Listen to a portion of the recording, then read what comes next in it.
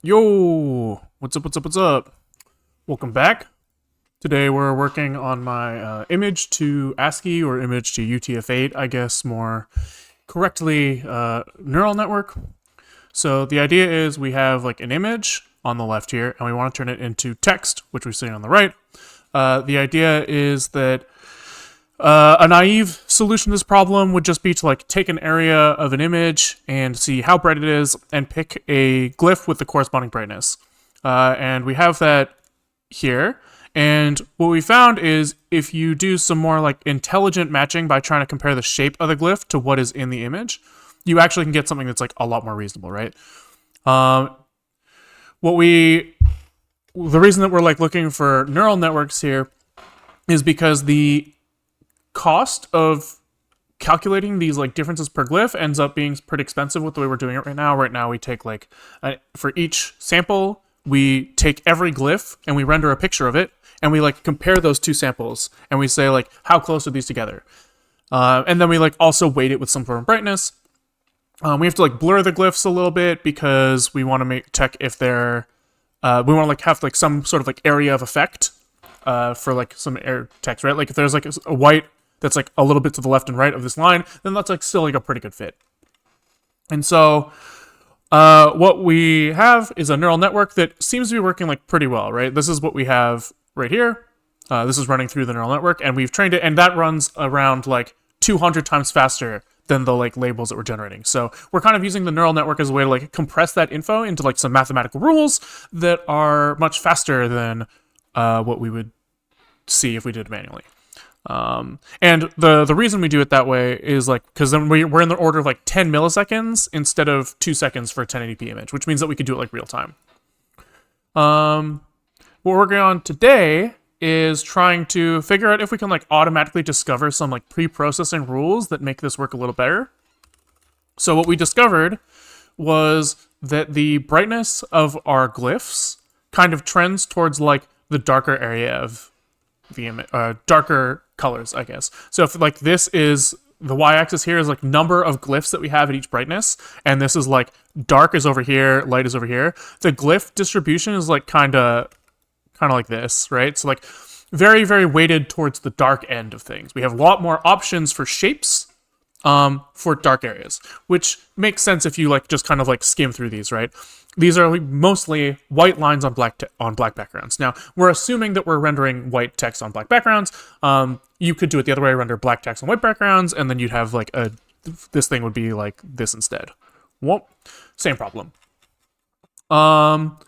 And so what we did was we manually set up some rules the other day to like try to discover how to basically push our image into this distribution so that it works a little better. So if I pop up in my visualization script, I just uncomment this debug code here real quick and run this again. What we will see now is instead of showing like text representation of an image on the right, we should see our preprocessed version. So you can see that like we're kind of like amplifying we're kind of pushing things darker as well as like making them a little more contrasty. What we've essentially done is we've kind of like stretched out the bright side of our data so that like there's less detail in the bright side and more detail on the dark side, and that resulted in like much better images. Someone in chat said, why don't we use a neural network to find these pre-processing steps? Because if you were watching that stream, it was basically me tweaking numbers a bunch and trying to figure out like what looks best. And at first I thought, well, what looks best is some sort of human definition of correctness, right? You want to look at the text and you want to say, well, what, like, that's the same fucking picture. I see the same picture there. And that's like not really like clear what that metric is. So let's just pop up in the text version again. Where it's not clear, if we were just trying to match brightness, we would pick this, right? But like, you know, me as a person, I prefer this for some reason, right? I don't really know how to like describe what that reason is. I just know that I prefer this. And so like there's some sort of like sacrificing of color correctness to get more distinct edges. Probably in general, I kind of want to see that like things in the world that I identify as things, like a car or a person, I kind of want to make sure that like I see those shapes show up in the ASCII image, right? So like in this image, I know that I see tires in the background and I want to see tires on the right. But like that's not really like a number that you can say to a neural, like to a neural network, hey, find this number and make this number good, right? It's like not very clear. But you know, when you think about it, one of the things that I really care about is I want to know that this is the same picture, right? If I can tell the difference between two similar pictures in the ASCII versions, and surely that's like a pretty good representation of what I deem to be reasonable, or like surely is strong. Maybe that's a good definition. And so what I'm kind of thinking is, what if we trained a neural network that does the following? Here we have an image classifier, and what he takes in is ASCII image A, ASCII image, we'll call him ASCII, I guess, then another image A and another image B. And what he puts out is ASCII image A or B? A or B. Simple, right? So if I feed in like, you know, a picture of like a tree for ASCII for image A and the picture of like the sun for ASCII for image B, I then take one of these and I pump them through my like ASCII generator, image to ASCII, pump them through here, feed that into this, and maybe we can find some sort of extra step here before we do anything. We pre-process the image in some way to make this image to ASCII block maximize the chance that the image classifier gets it right. And this is similar. I kind of got this idea from GAN's network. So these like these networks that generate pictures essentially follow like the same concept. This is so much math. I don't want like the math language. I just want like pretty picture. Is there like a block diagram that we can reference? Yeah. So basically what these guys do is they feed in a generator of images and real data to a classifier, and that classifier says like, do I think this is real or fake? And then the generator just gets trained to try to trick the discriminator or the classifier. And so we're kind of doing the same thing, but like in reverse, right? Instead of trying to trick this thing, we're going to try to train a neural network over here that makes him work better. And so it's like similar in that way. And so I just want to see if that's like something that's possible. Like what images would we see if we tried that? And that's kind of where we're at today. So what we did last stream was we split up a video of Big Buck Bunny. This classic, I don't know, classic. I see him all the time. Oh my god, it's taking a long time. Oh god, there's so many pictures. But it's like this like animation. And the thought is, if we take two adjacent frames in a video, they should be pretty similar, but with like minor differences, right? Like here, if I flip back and forth between these, the difference between that's like pretty minor. And so what we're kind of hoping is, if we are to feed adjacent video frames into our like classifier, it will only be able to get them right if we do correct preprocessing in some way to preserve detail. So what we have right now is we have this block here, this ASCII to image classifier. I trained that overnight, and it seems to be working pretty well. And we have like the data loader that like makes the inputs here. And so now all we have to do is like make the block over here that actually tries to preprocess the image in some way. And so probably what I'm thinking is there are these like image kernels. So there is this like mathematical concept you can apply that's basically like, take this box and I will put it over a chunk of the image. So like if I have like my input image here and I've got like my picture of like the tree, right? I'm gonna like put a box over some area of the image and say that like the output in that same spot, like so if I'm like looking here, it's gonna end up over here, is gonna be like some combination of this and the things around it. So here they have like an identity kernel, which is like everything around it, I don't give a shit, 0, multiply by 0, but the thing in the middle, multiply by 1. So that's like the exact pixel I'm looking at. Take that pixel and put it in the new image. But you can like get all these other crazy effects by just like kind of adjusting those numbers. So if you say like subtract the stuff around it from the stuff in the middle, all of a sudden you get like some sort of like edge detection. Or if you want to like make it a little blurrier, you can do something like say like, oh, take the things around them and also include them in my output. There's like sharpening kernels that say like, I don't really, how does it say? It says, I don't care about the stuff in the center as much as I care about the stuff around. No, this is, I care about, subtract the stuff around me, but like a little bit, not a lot, I guess is kind of what this is saying. Yeah, it's like similar, it's like the anti-blurring, essentially. Do the opposite of a blur. So I think what we can do is maybe we like ask our neural network to learn maybe like a few of these convolutions, they're called, and if it learns one that's reasonable, then we can use it in our preprocessing step. And maybe we'll find that like our hand tuned thing is better, but I'm just kind of curious to see like what would come out of this.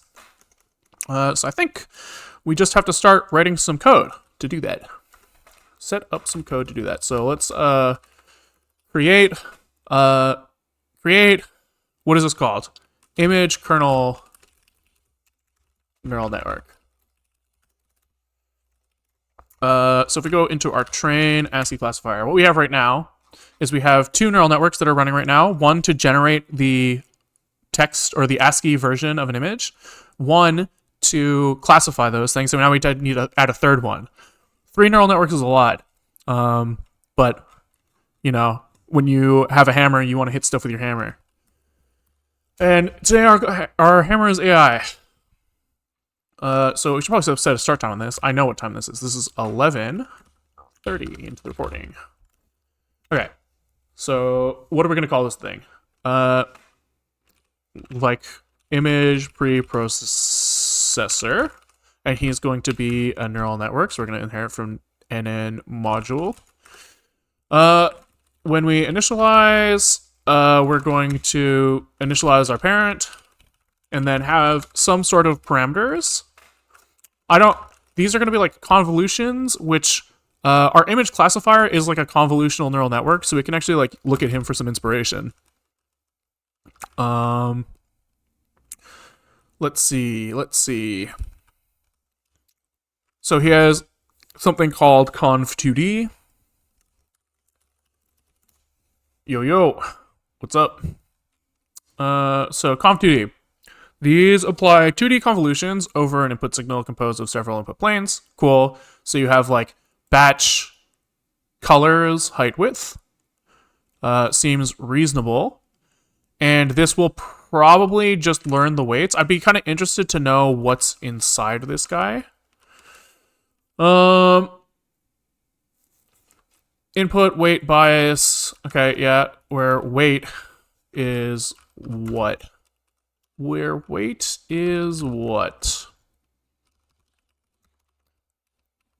I'm assuming that like you somewhere specify like the size of your kernel. Yeah, kernel size here. So my weights are probably like the square of this size. Unless this kernel size is 2-dimensional. What did they do in the ResNet? Kernel size equals 7. So in this example, probably this is a 7x7 kernel. So like in this Wikipedia example, right? These are like 3x3. They're saying like 7x7 for large area of effect.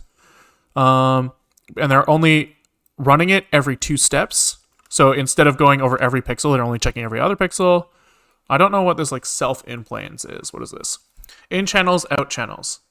Oh, I see. So if I'm in like RGB and I want to go to black and white, I can do that by just reducing the number there.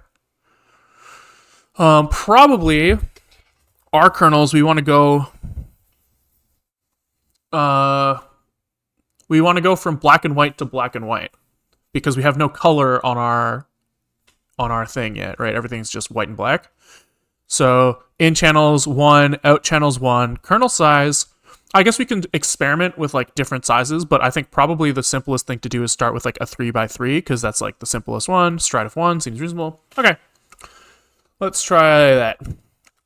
So we're gonna have self conv1 is equal to conv2d because we're working on 2D images. What was the first parameter? In channels 1, out channels 1, kernel size 3. Stride 1. I think stride 1 is default. Padding. Padding is an interesting one. So you have to set the padding to 1 here because if you're running like a 3x3 kernel, the first valid spot that's like sane to put it is right here, which means that your first pixel is actually like one in on width and height than the corner. So if you like pad the image by 1, you're essentially saying like, hey, I'm allowing you to go out here, which means that your output image will be the same size. And your padding just has to be like, it's something like, what, if your kernel size is 3, then padding is 1. And if your kernel size is 5, then your padding is 2. Because you need to go like, you need room for the outside to go however far it needs to past the center. So there's like some formula here. Padding 7 is 3. So I think it's padding is equal to kernel size minus 1 divided by 2. That sounds right. 6 to 3, 5 to 4 to 2, 2 to 1. Yeah. But anyways, I guess we can even we could do the math there, but fuck it. We'll just leave it as is. That's fine. That's fine. We'll hard code it for now. And anything else we need to specify here? Dilation. What is dilation? Controls spacing between the kernel points, also known as the, I don't know how to say that word. Is that French? Atros. What is that? Do you think Google will say it for me? Surely not. Damn. Oh, is that just like A3? Oh, with holes. Never mind. I don't know. Okay. What was I doing? I was trying to decide if I should specify that parameter. So I need to get back over here. Dilation controls spacing between kernel points. It is harder to describe. Oh! I guess if it's spacing between points... Yeah, I see. So they're kind of like in this...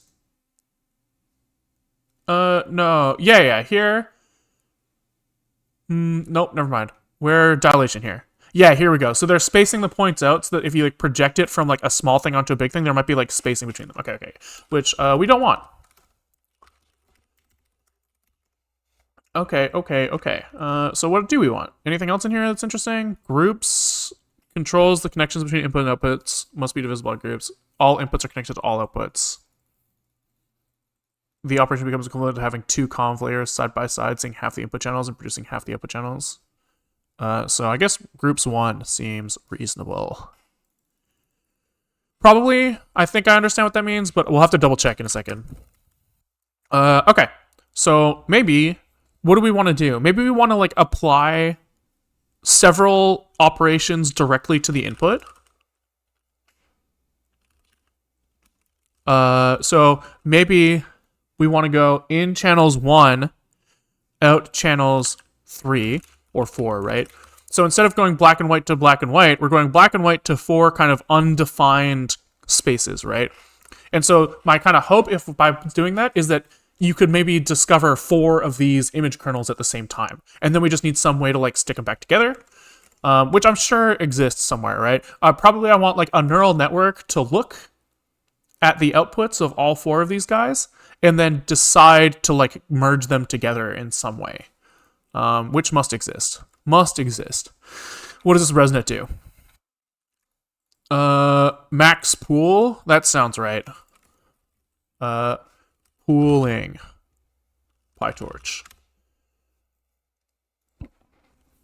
Applies a 2D max pooling. Okay, but like I want like a description of what this. If I remember correctly, I think pooling is a way of saying like, hey, I have a bunch of like, let's see. Maybe I draw it out here. I want like something that's like, I have image 1, 2, 3, and 4, and I want you to like take all of those and put those into like a single output image.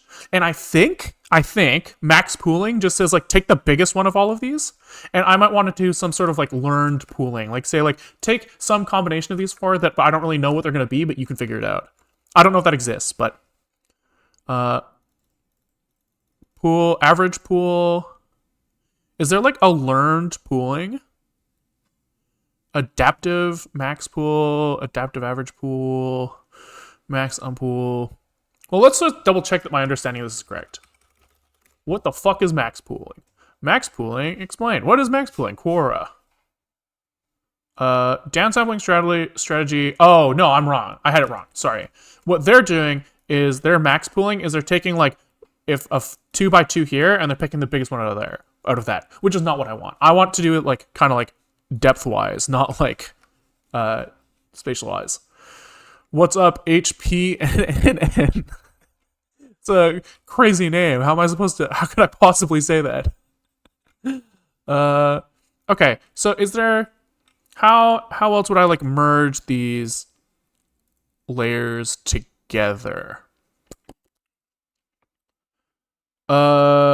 You could I mean, I know that if I did like a linear layer, I could do something like reshape these things so that they're like linearly adjacent to each other, and then like say like take this one, this one, this one, this pixel, and then stick them all right here next to each other, and then pick the best of there. But I just feel like that there must be something that already exists for that. I guess 1D convolution over an input. So maybe this is what I want. 1D convolution. So what is the one dimension here? If the one dimension is depth, that is kind of what I want, right? Like where I'm basically saying like in a 2D convolution, we're saying that we're taking some area of effect and multiplying like our box by each of the elements in it. Like, how do I do this? Like this. But if it's a one-dimensional thing, then it can only, I guess then it could only go over width. But we can make it go depth-wise, and maybe that would work.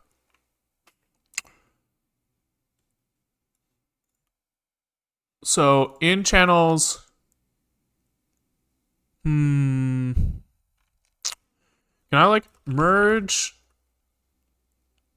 2D layers torch? They're like, here, how do I merge them together? So he does convolutions, merge conv kernels. Oh, he's checking the kernels.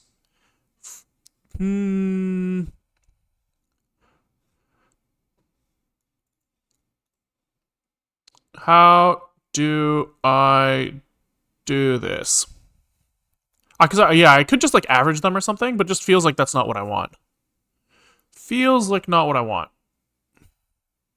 Merge layers, concatenate. No, I want like learned weighted average 2D torch.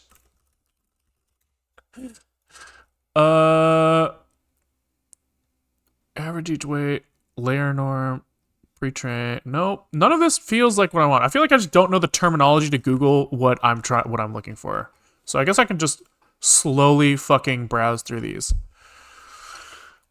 Convolution layers. So transpose convolution operator. That doesn't sound right. Lazy initialization of in channels. No. Fold combines an array of local sliding blocks into a large contained tensor. That doesn't really feel right either. Padding, no.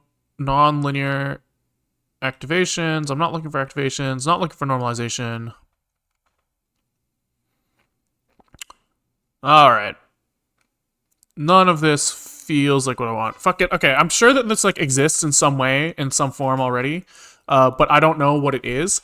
So we're just gonna fucking wing it. Because I know what I want, and we can make it up. So if I have parameter x, he runs through this convolution, merging the convolution of batch images. Was that something? Merging convolution of batch images. Do any of these pictures look like what I want?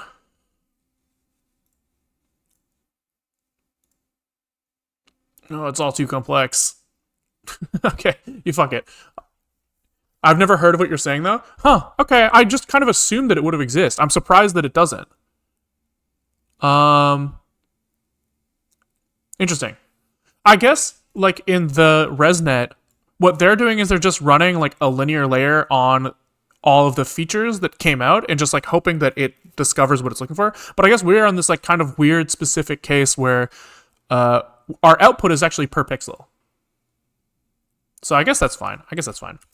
So we're going to pass in something here that's like of, what am I trying to do? A max across layers? I'm trying to like intelligently, selectively put them together, right? So I'm kind of thinking that like if I did like, if my thing discovered 4 different image kernels and I want to like put them together, I might not want to just like average them all. I might want like some sort of like intelligent mixing in some way, right? Like maybe for this pixel, maybe in some cases I care more about edges. Maybe in some courses I care more about colors. And like I want it to like figure out which thing it cares about more. Intelligently self-learned. Self-learned. So I'm taking like this thing that's like number of inputs times like number of channels times height by width. After this, this should be 1. It's always gonna be black and white. After this convolution, it should be, if I understand this correctly, it should be 4 instead of 1 here. And I guess if we're trying to say that for each pixel we're gonna do something here, we could convert this into n height width 4, so that the 4 pixels from the different convolutions are all like adjacent to each other. Then we could just reshape this into n times height times width 4. This is a 2-dimensional thing. Feed it through a linear network.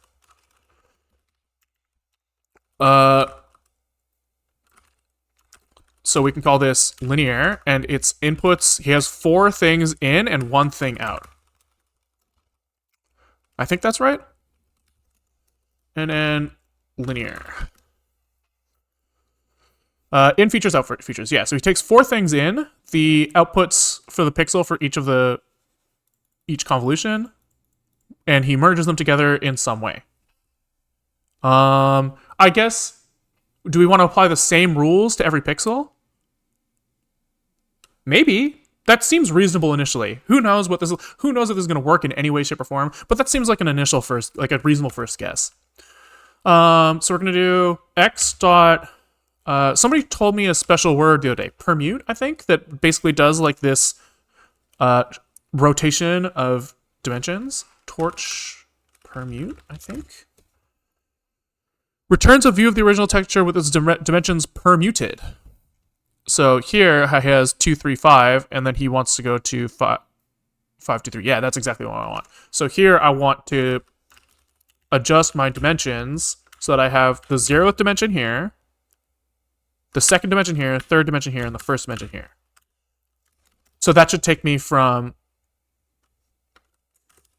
this to this, if I understand it correctly.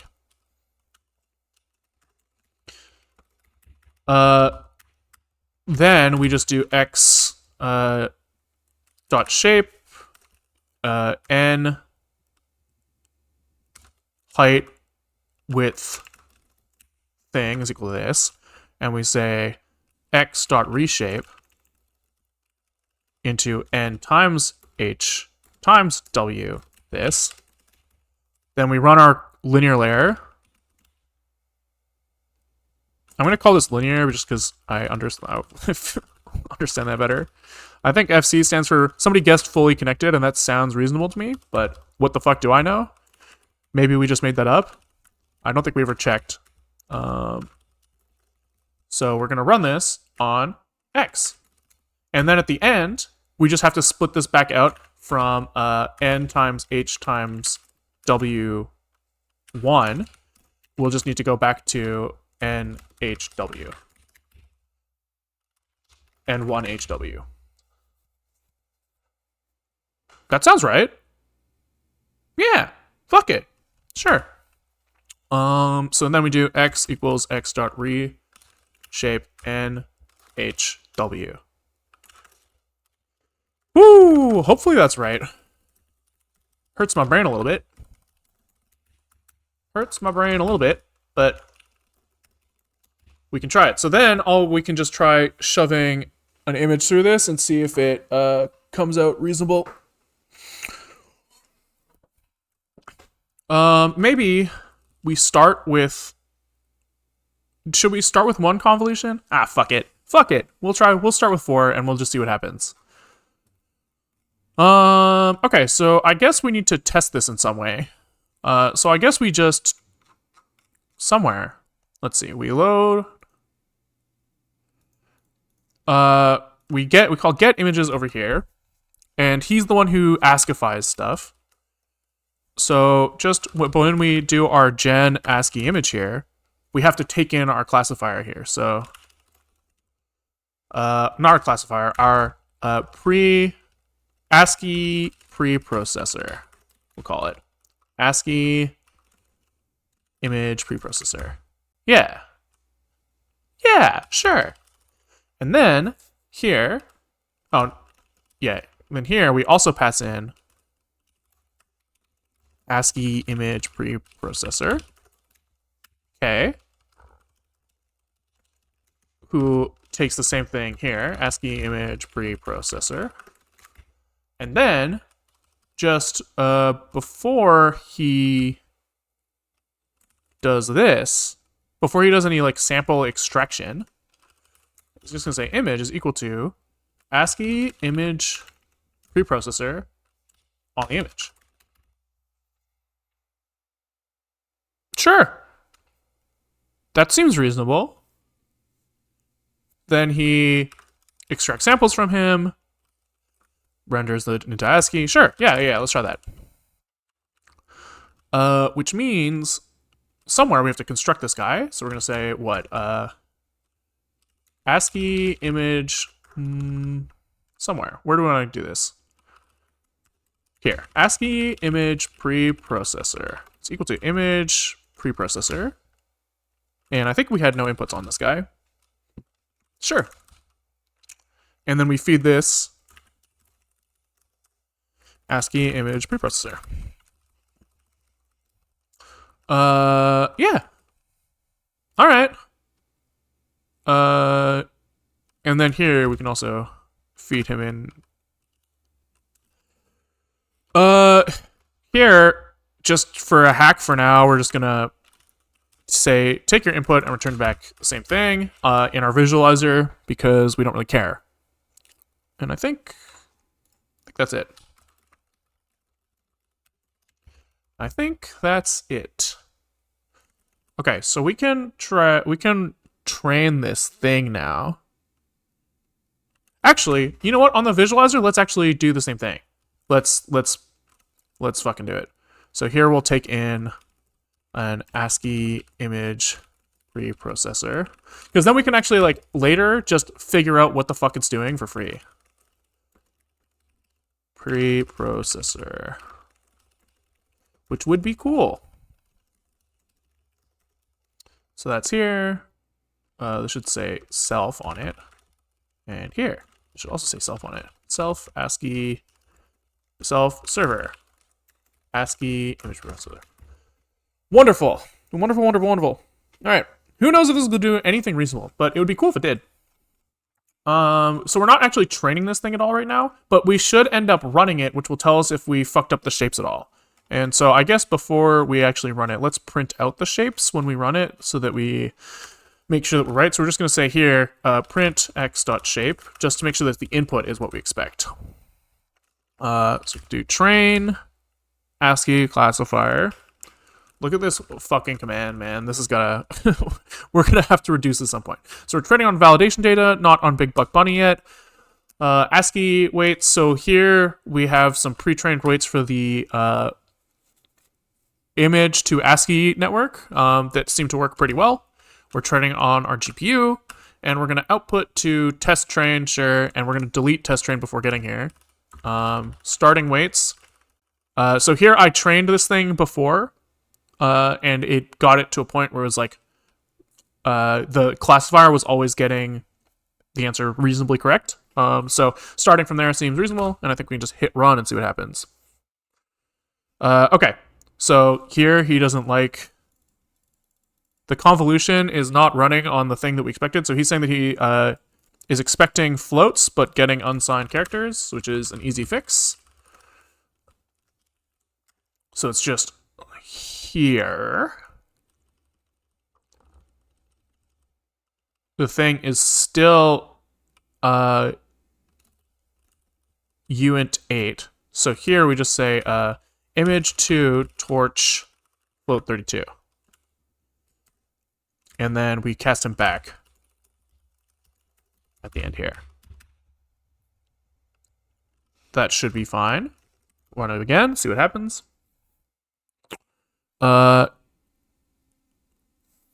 Input of size 512 by 683. So our thing here is width by height, but we're expecting NC width height, which is easy. We can just say here, unsqueeze or reshape.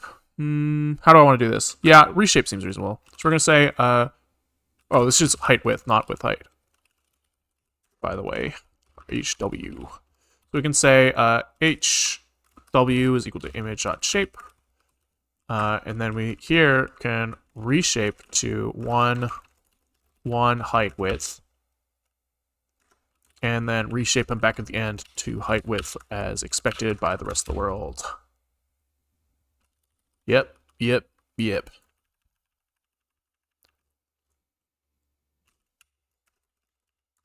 All right, I think that looks right. Looks right. Still no dice. So here we're 1, 1, 5, 12, 7, 74. So that makes more sense now. Somebody's on the GPU and somebody's on the CPU, and he doesn't like that. So over here, we're just going to put our whole guy on the GPU with a little 2 device. Okay. So he's running, which is good. He probably looks like shit, which is bad, but let's run the visualizer now, and we can just see how badly it's fucking up our images.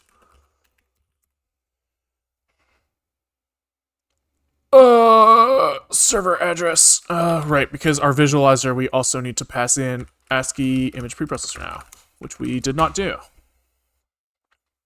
Okay. So I think now if I go to local host 9999, we have like the shittiest thing of all time. But here we can see what the ASCII image now is after that preprocessing, and it looks like absolute garbage, right? Like we're seeing this like weird like inversion of colors, like a bunch of like fucked up shit here, right? Because like this is where it came from, and this is where it ends up. What the fuck? Oh, god damn it. Yeah, here. Let's zoom in a little. So this is the source. This is the destination after our thing. But, I mean, given that things are, like, tracking shapes okay, we do have some sort of confidence that our network is probably doing what we expect, right? The weights are, like, randomly initialized, but it's somewhat reasonable. Something that we're probably going to have to end up doing is we're probably going to have to, how do I say this? We're going to have to bias our thing when we're teaching it to try to preserve color. We're going to have to punish it somehow. But I'm curious to see if it does something, like what it does if we don't do that. A little curious. Okay, so now what we have to do is train it, which should be easy. So I was looking up like GAN training the other day because I assume this will take like the same approach, and it looked like what they did was they trained the classifier within like one loop. They said like loop, train classifier, train generator. Easy enough. This required like it's an optimizer and loss for the classifier. And what they did was they ran it through, they took like some samples that were real, some real samples, and then they took some samples that were like run through the generator. So I think that we should probably do the same thing. We shouldn't run all of our images through our preprocessor because we want to make sure that our classifier network doesn't lose sight of like what the real world looks like what is like normal, right? He's like, I want I want something reasonable. So if the preprocessor only feeds them fucked up images, that will hurt in some way. So we don't want them to like forget about the normal images. That seems like otherwise though, that seems right. And then for the generator, it does the same thing, except the loss here is determined by strictly correct guessing. And here, what they did for generative networks, where they're trying to like trick the discriminator, is they said inverted correct guessing. Right, so they want the generator to try to make him wrong. But I guess what we would just do is we would still just say correct guessing here. We could use like the same loss, which means that like maybe we can get away with only feeding through once. I guess in when we train the classifier, we want both generated. I guess, like, theoretically, if our classifier works good on, like, normal samples, do we even need to pre-process images before setting them through, like, when classifying? I guess yes, because we do want it to learn to, like, take advantage of small details that the pre-processing step might introduce. So I think that probably seems reasonable. Maybe.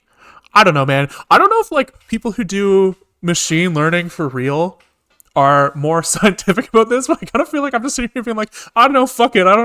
We'll see what happens. And like, if it works, it works. And if it doesn't, it doesn't. I hope that like people in the real world have better mathematics behind what they're trying. But okay. So yeah, let's try this. And then these guys need like separate optimizers. So this will be optimizer B, this is going to be optimizer A, because they're optimizing different parameters. This guy's optimizing the classifier, this guy's optimizing the generator. Which means that here we're going to call this guy a classifier optimizer. And we're going to call this criterion classifier criterion. That's not true. This is just going to be criterion, because we're going to use the same criteria for correctness on both the the preprocessing and classifying side. So we just need a new optimizer. Sure. So what do we have here? We're going to have our image preprocessor. We're going to have our image preprocessor optimizer. Is going to, I guess we'll just copy the classifier one. And we just need to use the different parameters. So ASCII image preprocessor parameters. Okay. Sure. Then in our training loop, we zero out gradients for everything in the classifier optimizer. We get some images. And we should feed into this like get images, like how many we want preprocessed. Percent preprocessed is going to equal 1.0 by default. Percent is wrong. Ratio preprocessed. And here then we say, let's see, if ratio preprocessed random is less than that, random is less than ratio preprocessed. Yeah, that sounds right. We preprocess. Otherwise, we mock this guy out with like a fake function that just returns the original. Yes. That seems reasonable. So here, let's just double check that we got this right. So if this is 1.0, random will always be less than 1.0, and it will always preprocess, because this is the preprocessing side. If this is 0.5, this will half the time be above, half the time be below. We'll get 50-50. And if this is 25%, 0.25, we should get something less than 0.25 around a quarter of the time. Okay, yeah. That sounds... Pretty sure that's right. I often get this like mixed up and then invert my ratios, which is a problem, but good enough. And then I guess we could even, you know, in the name of don't repeat yourself, We'll call this randomized preprocessor. And here we can say randomized preprocessor is equal to ASCII image preprocessor. Otherwise, he's equal to lambda XX. Look at us. Look at us doing some slightly better, slight code improvements. And assigning functions to variables and passing them around. We're getting crazy over here. All right. So here, when we get images, we're gonna say, what do we call our parameter? Ratio preprocessed. We're gonna call him like, maybe we almost want to like heavily bias him towards unpreprocessed images.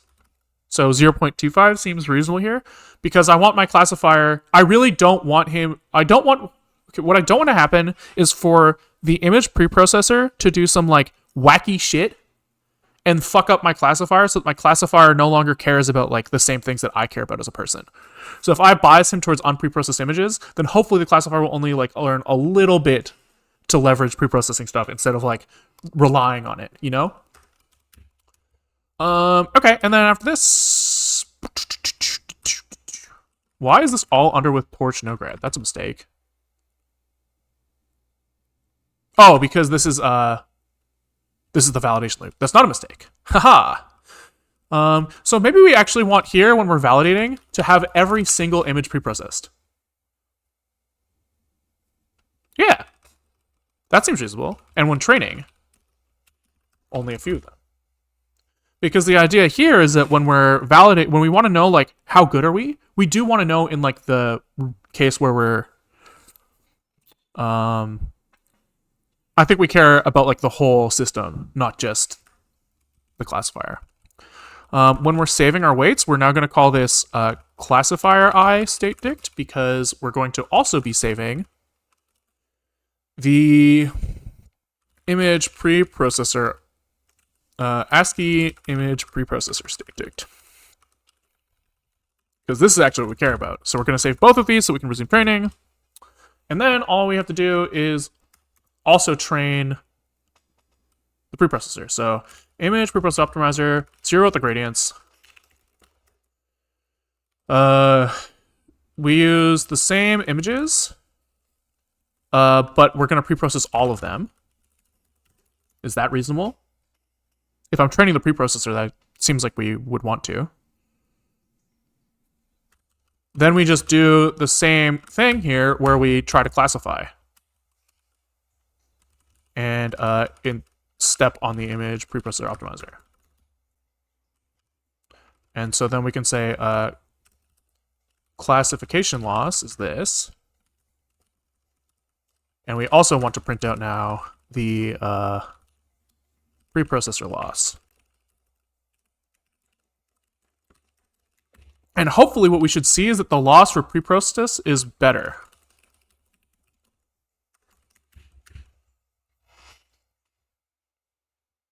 I have like very little idea if this is right.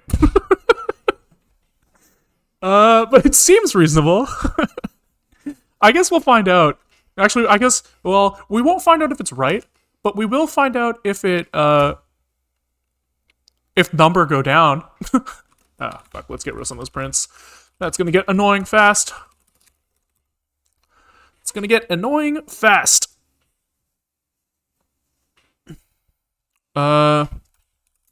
We forgot to write down here. This should say preprocessed loss here.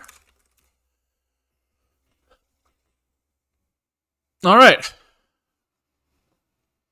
So here we're seeing the preprocessed loss much higher, which is a reasonable starting point, because it's like just fucking up the image. And so hopefully we should see that as we train a little bit, the preprocessed loss starts to go down, and then hopefully gets even lower than like the normal classification loss.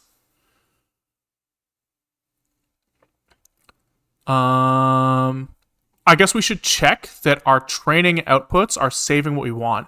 So what would be nice is maybe we let this go a little bit, and it would be kind of fun to then load up these guys and show what the fuck they're doing in our visualizer. So maybe I'll let him go for a little longer. 80%.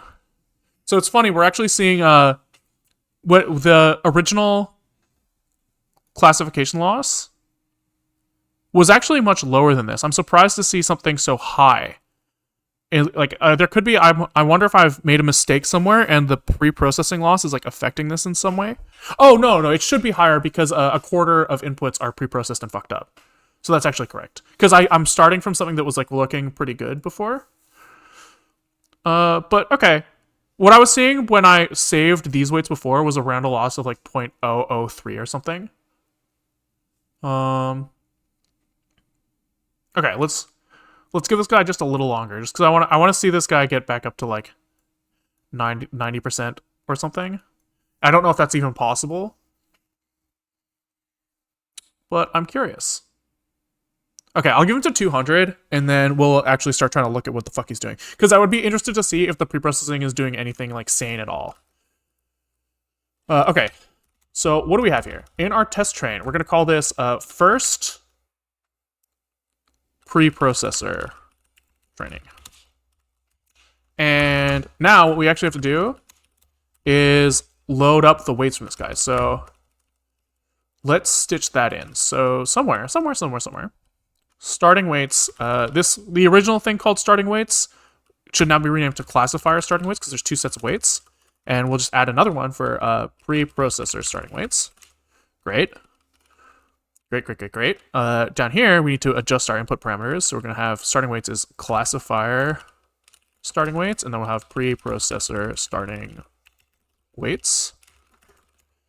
Cool. Now we have to use these guys. So if classifier starting weights is not none, we load the classifier starting weights into the classifier model, and we just do the same thing, but we replace the classifier here with preprocessor. And I guess this is ASCII image preprocessor. And then I think that if we just visualize now with all of our arguments, I think everything should just work. So I guess when we're visualizing, we don't ever run the classifier, so it doesn't fucking matter. And where is the preprocessor starting weights coming from? Training output. First preprocessor training. And we just want the 201st iteration for the preprocessor. And let's see if fuck. Oh, it's because I spelled preprocessor.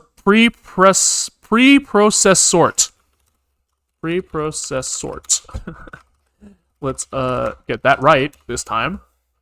Rerun the same command. And refresh. Refresh? Hello? This is neither of those. Oh, this is supposed to be the rocks. That's pretty funny. So what we're seeing is fucked up as all hell, which is pretty funny. It looks like actually what it's done here, I wonder if it's kind of learned to do like edge detection. Mostly. Right, you can see it's kind of weighted towards fuck. I hate that I've fucked up this UI in a way where these guys are one behind all the time. But it does look like it's basically on this image of this like house, he's basically like picked characters so that black lines are edges, which actually kind of lines up a little bit with what you might expect, right? Because if you're like, what is the best way for you to distinguish if this thing or this thing happened? Edges are like a really good signal. And black has very good detail. Like the darker colors have better detail on where they line up. So it's like maybe not actually on a... Oh my god, that's terrifying. What the fuck? Oh god, I hate that. Look at him. But that's pretty funny. That's actually like super sick. So I guess like the original theory that we might learn something reasonable is at least holding to some extent. Using 1 to 4, maybe 1 to 2, then 2 to 4 might have more information. Like do one set of convolutions on the original, and then 2 sets of convolutions on, or sorry, 2 sets of convolutions on the input image, then 2 more convolutions on the output of that. Is that what you mean? And I wonder if doing like some 3D convolutions might also make sense, right? You might imagine that you might want to like have some sort of spatial information that goes across like edges and blur and whatever like fucking wacky shit he figures out. I also think that we should penalize him for distance from the original image, but not too much, right? You could kind of say that like the more, as a human, the more I probably care. Oh, that's so hard. I was gonna say if you like just subtracted the new image from the old image, you could apply some sort of penalty there. But like as a human, I don't care if the whole image gets darker that much. So maybe that's not a reasonable thing to do.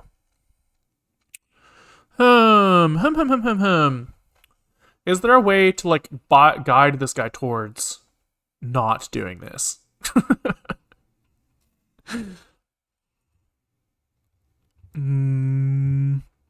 Okay, well, let's just say we've kind of done all of this already. And we're kind of at like a new point in the stream where we're trying to say like at 5650. Sometime before 5650, we were started to say, make it not suck. I'd be interested to run it again, actually, and see if behavior changes. Because like it's possible. It's definitely possible that this is like one of the many states that he could end up in. So let's run him again, and we ran him for 200 iterations. Let's just run him for 200 iterations again and see if it looks different. That might be interesting. And it might also be interesting to try running this on our like Big Buck Bunny thing to see if we get better results on that versus just arbitrary input data. But let's give him 200 iterations. I'll take a sip of coffee.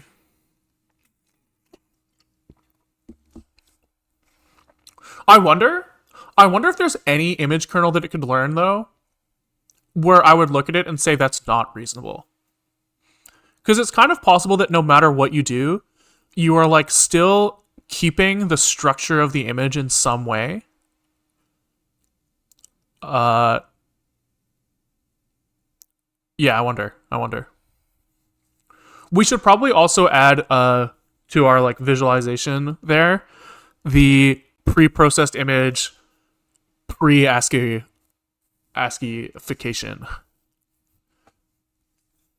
What was our losses before? Did we write those? Were those logged anywhere?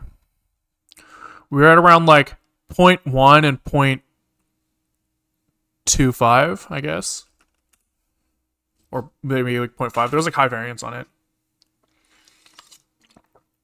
It does seem like also that there's like maybe high variance on the pre-processed stuff, so we might want to like reduce the learning rate.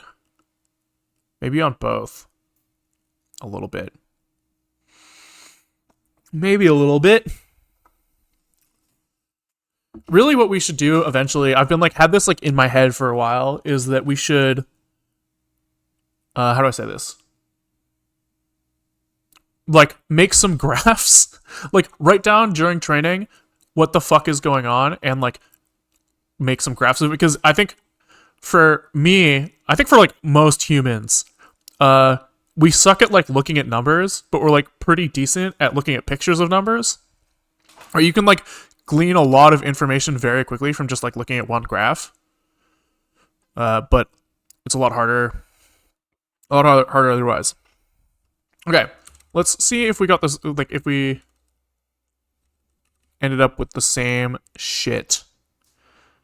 So where's our visualize? And here, let's just do the latest and greatest. So 276. Oops. And here, we don't want first preprocessor training. We want test train. There we go. WAN-DB has decent integration. Oops. 276. What the fuck? Is this not right? Preprocessor. Where was I fucking saving this stuff? Training output. Test train. What the fuck? Ah, fuck, I deleted it. Oh, I hate my life. Oh, that's so fucking annoying. I gotta be careful about that. What is WAN-DB? Weights and biases. AI developer platform. Oh, I've heard people talk about this before. Oh, it's not WAN-DB, it's W and B. Yeah, I've heard people talk about this. I'm curious. Maybe it's worth looking at. I've used TensorBoard before, which felt like okay. I kind of feel like when I was using TensorBoard, it kind of felt like the kind of thing where it's like, I'll just roll my own. Because it's like the graphs are so simple, there's something I could easily whip out myself. But that the few things I see on this front page, that's definitely interesting. Whatever the fuck I'm looking at here. Anyways, we'll see. Because eventually I will have to get there. 100 more. Ooh! Look at that. That's a big number. 0.92. Which I will note is worse than the, 1.0 that I'm seeing when we don't preprocess at all. The preprocessing step is definitely making the problem harder right now, which is kind of fucked up. But, it is what it is. I would hope that eventually this would learn to trend towards 1.0 as well. But we have to kind of make sacrifices when we're training on stream, because I think staring at these numbers is really, really boring. I can fill for some amount of time, right? Just shoot the shit, but there becomes a point where it's it's too much. I couldn't just say random shit for 2 hours and then be like, okay, let's look at the results, and then look at the results and be like, well, that sucks, So we do have to sacrifice a little bit to try to win a little bit. Their sweep tool optimizes eval targets and adjusts the hyperparameters towards those goals. That's pretty sick. Because I'm not doing any hyperparameter sweeping right now, which feels like a big missing step in it would at least help with the training on stream thing. If we got better hyperparameters, we would train faster. But we try to make iterative improvements. Okay. So this is now coming from second preprocessor training, and we're looking for preprocessor, whatever the latest is, which looks like 226. Hey, from Turkey, welcome. Welcome. Weights and biases also allows you to have image samples over time so you can compare it. Yeah, I was thinking that if I rolled my own, I would definitely want a slider that has first checkpoint and last checkpoint, and you can just check see all of the behavior difference between them. Definitely interesting. Ooh. Okay, what's it done now? Oh, that's interesting. Okay, so what it's maybe discovered this time is the same thing that we discovered by hand, where when you move all of the image into a darker area, you preserve more detail. It actually might have learned that same thing, which is pretty crazy. Or maybe it's just kind of lucked out in some way, shape, or form. And I wonder if that's compatible in some way. Okay, so it looks kind of hand wavy, like the training process is working. It does look like that. And so the question becomes, what do we do now? I think probably what I'm going to want to do is I'm going to want to try several different architectures, right? Like Rocker suggested, maybe we want 2 layers of convolutions instead of 1. And maybe trying a bunch of those, and maybe we also want to try like different learning rates and stuff like that.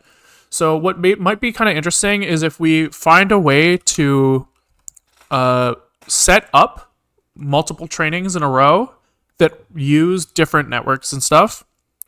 And then I can like set up a bunch of those and run them overnight and see which I like best, and see if like the output is at all reasonable at all. So that looks probably like adding parameters for network architecture and loading that automatically somehow. Okay, let's diff here, git status. Let's just git add-u, git commit-m checkpoint time. We'll say checkpoint. What is this checkpoint? We want a checkpoint on, we're saying, what's the current state? Dual network training kinda working. In unit, they have 2 convs with activation function and a max pool on each layer. I think that I don't want any pooling. Right? Do I? I guess the pooling allows your convolutions to have like a larger area of effect, so you can take like maybe global, like more global features, not global, but like less immediate local features and use those in some way, which is kind of interesting. Yeah, maybe I do want that. Want to, yeah, maybe. The activations make sense as well, right? You might want to threshold some feature that you figured out, right? You find an edge detection, you make like an edge detection kernel, and then you might want to say, okay, at some threshold, this is an edge, and otherwise I don't give a fuck about it. And so having activations that allow you like multiply is edge with something else, I can understand why that would make sense in some way. So that's pretty reasonable. Okay, so the first thing that I want to do is, if right now our network is kind of like hard-coded, right here, and I guess we want some way to like adjust what it looks like, and not just like by tuning like number of parameters in and out. I think we might want like full-on different networks. And we want to make sure that when we train that we like write down which network we're using. So here, let's get kind of crazy here. We're going to add the ability to pass in a full-on Python script, which is fucked, but I think that it'll allow us to do what I want. So we're going to call this image process or preprocessor network script. And if this is passed in, we have to find a way to basically load our image processor from that file instead. And then we also will like save that file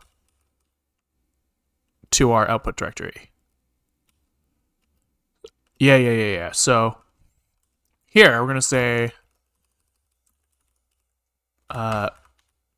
preprocessor network file. I think it works to extract more features out of it versus the pixel information. So you might not want to max pool if you want to keep up the pixel representation. I think that like it's like a more efficient computation, right? They're extracting features with less pixels overall. But like if you run a 3x3 kernel over something with less pixels, I think that you still end up, right? Like here, let's draw it this way. If you have like image here and you like pool it by like 2x2 like this, boom, boom, boom, boom, boom, boom, then you have basically what ends up being like a smaller version of the image over here. And I think that like then you do that again and get like an even smaller image. And I can imagine that if you apply a 3x3 kernel here, here, or here, you're kind of getting like more information for the same cost, I guess, right? Like you're kind of saying, this group of pixels here is 4, we're like, say we like pool 2x2 in each case here. You're getting like every 8 pixels, what's like the biggest thing for each feature here, and then you can compare that with your 3x3 kernel for like a larger area of effect. And then if I wanted to, you could do like the same like unit thing and then go back up to the big one at the end for your final comparison. And I think that would be okay. I think that this is mostly for cost and area of effect, but I don't know. I'm just kind of making this shit up as I go. But like more features, like you could extract more features at this layer if you just increase the depth of your convolution, right? Like how many convolutions you're gonna do. I think. I don't know. Like that's, if I make it up in my head, that's how it comes out. Okay, so if we have a network file, instead of doing this, processor network file is none. We load our normal definition. Otherwise, we need to load a module by hand, which I know is like possible in Python. This is like hacky as fuck, but possible. So we can say like Python load module from path.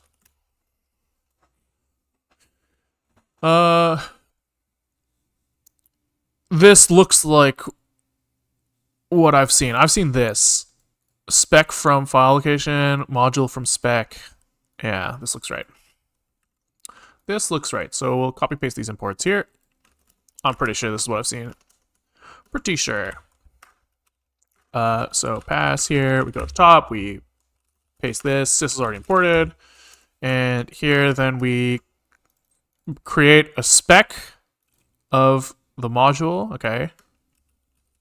Do I need to create a module name? I guess that's fine. We're only ever going to be creating one, so we don't have to like worry about name collision or anything. So here, the module name is going to be imported network, and the path to file is just going to be it's not starting weights. What the fuck?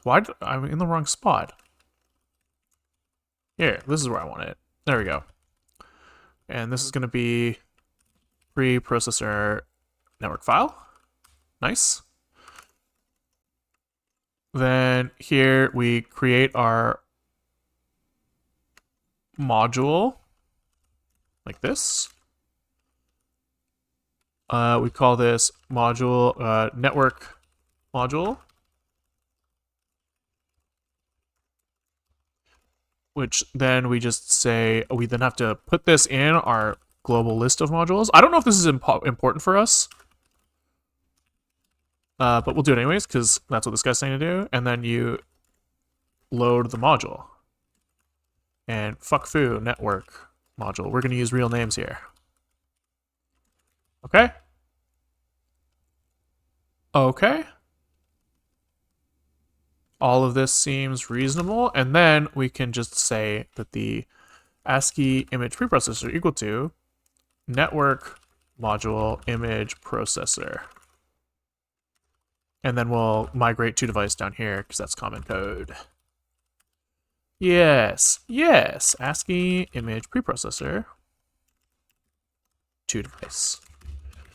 Okay, so I think now we can test this by creating a new network file.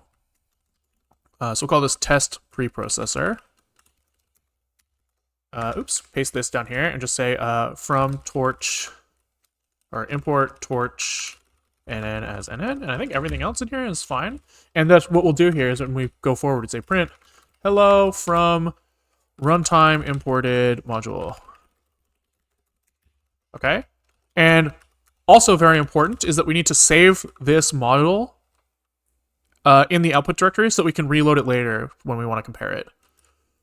So here we have to say shutil import shutil shutil copy. Sorry, I'll stop. Copy file link.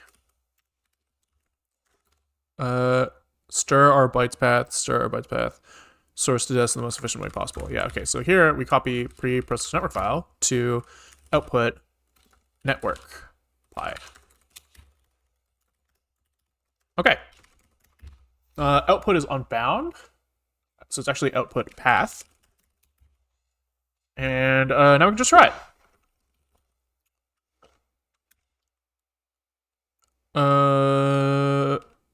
So we're going to type help here because I don't remember what the path thing is called.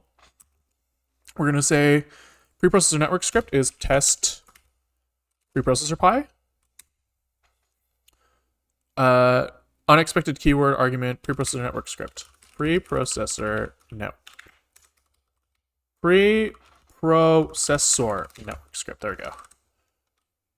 And here I need to put the extra S in there. Preprocessor.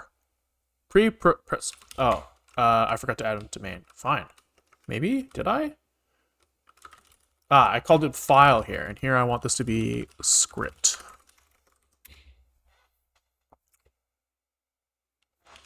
And now here I also need this to be script. Script. Okay, cool. Cool. Network module has no attribute image processor. Did you mean image preprocessor? I probably did. Okay, so let's see if we start seeing like the word hello printed. Nice. Okay, so that's a good sign. So now we can like test different networks. And if we look at our training output, we have our network here, sick. And so let's like run this for, let's like change the architecture in this guy. And make sure that we can reload weights from him later. So here we're just going to say that we're going to do 3 and 3 instead of 4 and 4, just so that like the weights from our, like the way that it saves its weights will look different. And then hopefully like reloading will still work in our visualization script.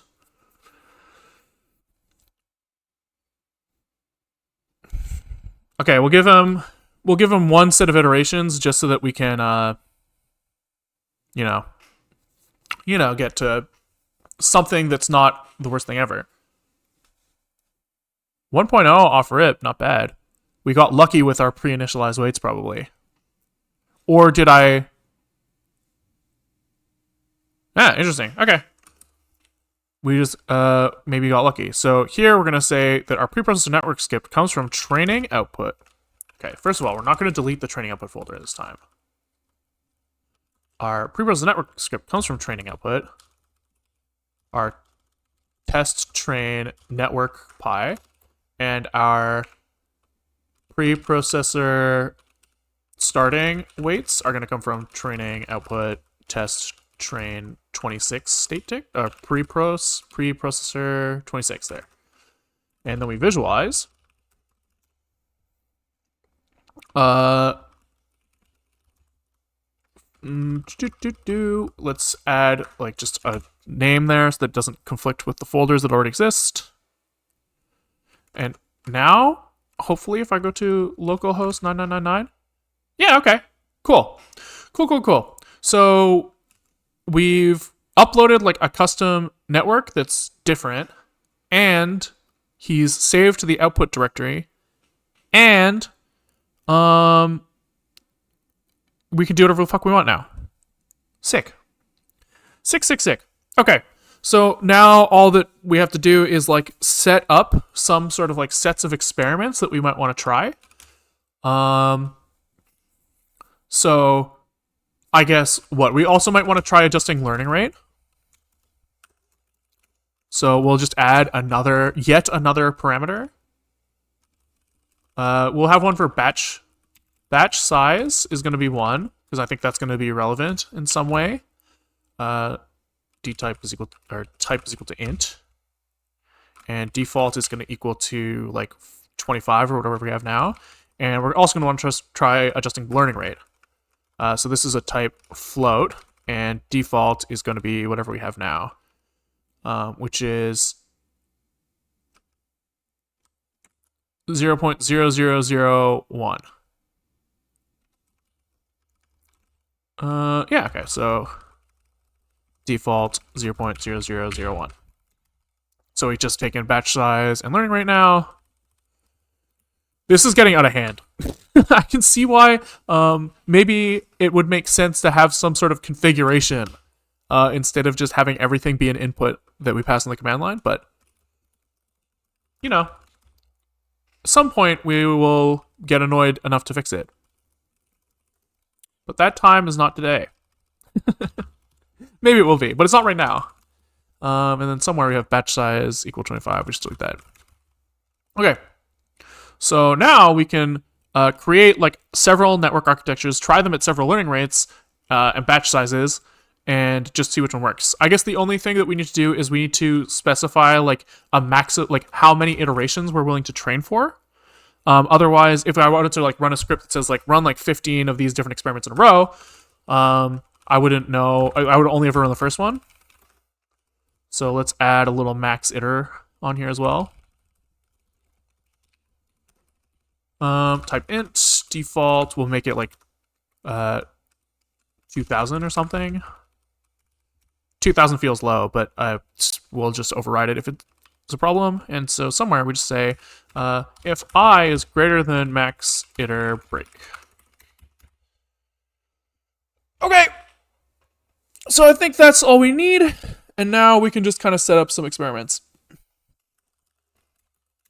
So what are we going to do? We're going to say make dir experiment inputs. We're going to copy our test preprocessor into experiment inputs. Move it even. And we can probably just start banging out some different architectures here. So let's do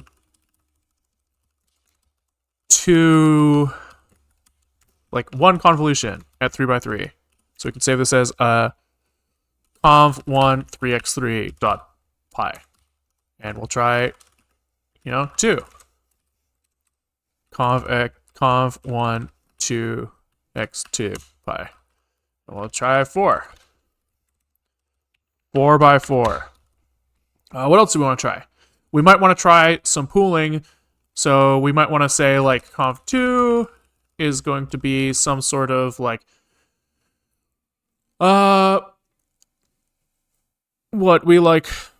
let's think about this. So if we wanted to do some sort of like pooling like suggested earlier, and we want to preserve the input shape matching the output shape. You could do, let's think. I was going to say that you could like pool down and then resize back up, but I think that's kind of wrong because you don't want to like lose detail by doing that.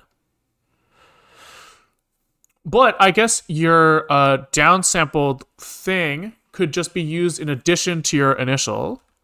Yeah. So you could do something like this. You could like start with this, downsample to this, and then at the end for each pixel, right now we're saying that like I look at I have like 4 images output by this guy, and I look at like this pixel, this pixel, this pixel, and I could just also look at like the downsample pixel as well in that case, and like let the linear network figure that out.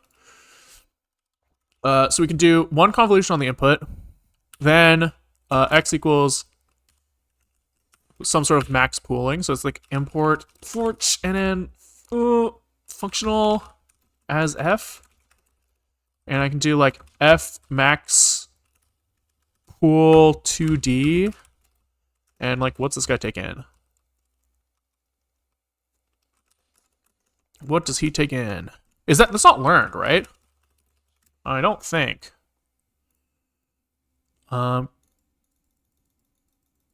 Kernel size stride 2. Wait, is this learned? No way, right? Because the max would just have to be max.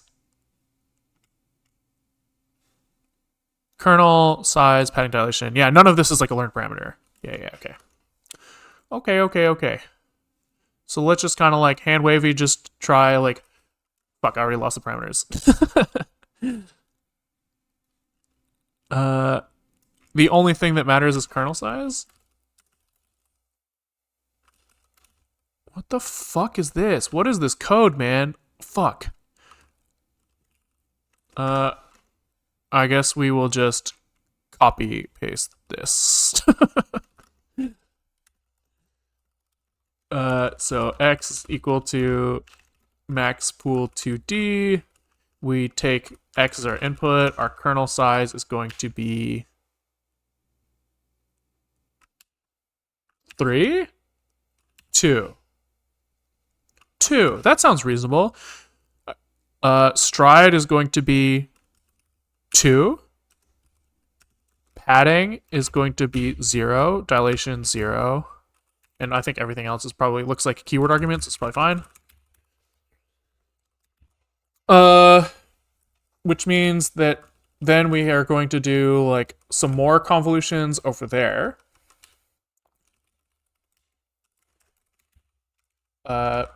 So this is going to be x2 because this is the downsample version. And then what? At the end, so this convolution is going to be on 4 already. It's going to have 4 layers. I don't know. He's going to like merge those in some way and create 4 new things. And then at the end, we're going to have to like figure out how to sample from each of these. That sounds too complicated. You know what? I think it's doable. I just don't want to think about it right now. So we'll reserve these experiments for max pooling for a little later because I don't want to think about it. Let's try doing something else where we allow for like several convolutional layers. So we just go conv 1, 2, 3. And just see what happens if we do that. So we'll save this as conv. We'll say conv 3 by 3. Okay. Sure. That's probably enough for now. And then we can just like write up our like test many networks script, which is just gonna be a bash script, and he's basically gonna take our like shit show of inputs,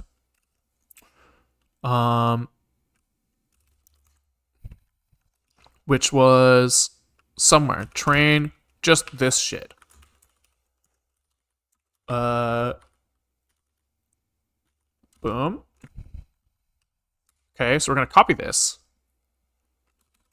And we're going to go into our experiment inputs and our test many networks. We're just going to paste this here. And we're going to use validation data. We're going to start with the same network parameters. Our output is going to be different based off of the experiment we're running. So we're going to say here, like, output is going to be training output. And I guess we just do one for each of the inputs here. So we're going to say preprocessor network script training input. No, is it experiment inputs is what we called it? Experiment inputs, and we'll just try each of these. Conv 1, 2x2. Which I guess means that we can probably make a little function out of this. Run experiment. Experiment. Put all this in here. Boom. And then we just have what, like, scripts is equal to .1. I think you can write like local here. Local script is the first argument, and the output is the second argument, and we just then can go boom, boom, script output. And then we can just bang these guys out. Run experiment, which is at experiment inputs. 2x2, and conv1 2x2. And then we just rip through these guys. Cool.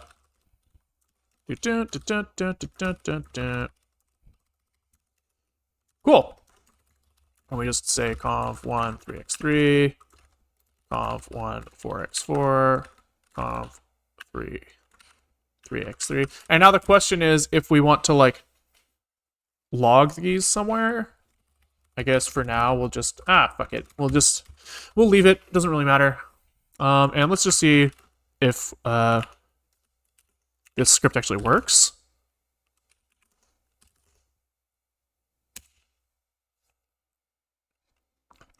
Okay, so we should see here training output. We should see a new thing that with the experiment name that we wanted, which I'm just not seeing. So something's wrong here. Test many network. Did I make a mistake here? Output. Test train. No, why am I? It is running at all.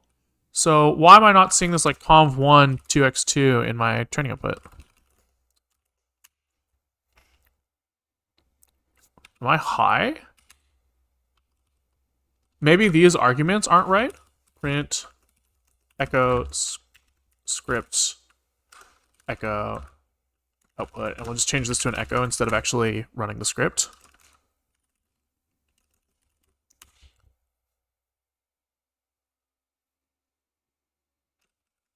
Oh, it's not putting... I see. It's going directly into this folder. I just fucked up. Experiments. Test. Experiment. Inputs. Test. Many network. And here, I just want to put these in. Training. Output. There we go. All right. So I think that puts us at like a pretty good spot to like test a bunch of stuff and come back and see if they look good. I'll be back probably tomorrow, and I don't actually think I'll be working on this tomorrow. I have like another project that I want to work on for a couple days before coming back. But the plan is to come back to like neural network stuff maybe at the latest end of the week, right? So if I'm still working on something else on Friday, I've like heavily fucked up. But what I want to work on tomorrow is like making like a little fuse file system to solve a problem I have with like organization a little bit. So I'm kind of thinking that I want to, am I going to stream the other project? Yeah, I'm going to be streaming tomorrow, and I'm going to be working on, making a fake file system that like mirrors how I want my like to-dos organized. So right now I have like my like to-dos for stream. They're like one file per stream, but they have like these like complex relationships because I have to do like streams in sequence to like finish the project, and so I just kind of want like a file system that like kind of like organizes all that stuff in the way I want it. So I'm gonna be doing that tomorrow. If you like what you saw, I stream most days around like 1 or 2 o'clock Pacific time for around 1 or 2 hours. If you miss a stream or you don't want to watch live, there's a YouTube channel linked in the Twitch description. GitHub, where all of my projects should eventually end up, even if not immediately after stream because they're a little bit ugly at that point. The projects are on there. Links also in the Twitch description. Username's just the same as both Twitch and YouTube. What else? There's a Discord link in the Twitch description if you want to chat about projects or whatever when I'm not live. You can go in there. I also post when I'm going to be going live a little bit farther ahead of time in there, as well as like when VODs go up. So if you want to catch the latest and greatest, information is in there. If you're watching on YouTube and you want to swing by, say hi on Twitch, there's a Twitch link in the YouTube description. I think that covers all the stuff I've got to plug. Thanks for watching, guys. Catch you on the next one. Bye!